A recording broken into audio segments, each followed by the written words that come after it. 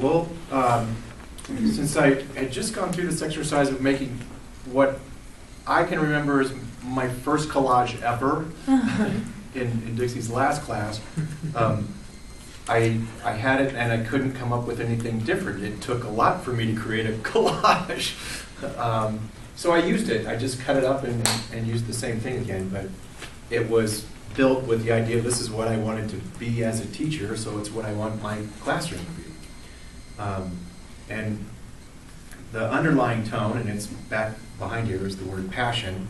I just want that to be what I bring to the class and what I get from the class throughout whatever I do. So the words that are written on here, passion, engaged, and in the moment, are just what I hope to be able to do as a teacher and to bring out in the students as well too, is to keep them engaged, keep them in the moment, and keep that kind of forefront and remember that throughout the career as teaching and teaching.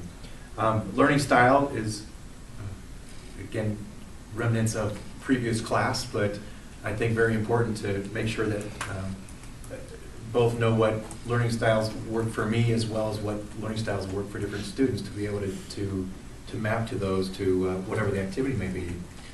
A healthy mix, great teachers start here, which is over the passion.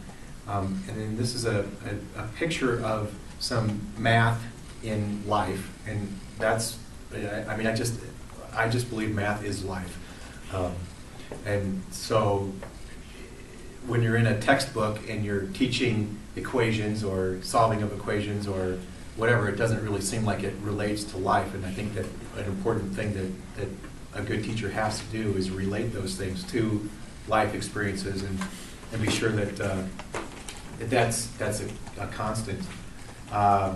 Life equations, math connections, these are just some different things that are on here. Unleash energy, what's new, technology, all these different things that are just part of a classroom and have to be part of I believe, a successful classroom going forward. So I kept my masterpiece of art and put it to some use, which that's also kind of a way that I do things. I don't like to throw things away or get rid of things. I like to find uses for things going forward. My quote, and this was when we were told to come up with a quote or what quote's meaningful or important to us. This is a life quote for me and my family. Excuse me. And it has been meaningful for us. And it's a quote that I wouldn't be able to use in a classroom because it's a biblical quote. I wouldn't feel comfortable using it in a classroom. But here I could. So I couldn't get away from it. I kept thinking, oh, I'll come up with something else, and I couldn't. It's Jeremiah 29:11. It's, for I know the plans I have for you, plans to prosper you, not to harm you, plans to give you hope in the future. And it's very meaningful to me. Awesome.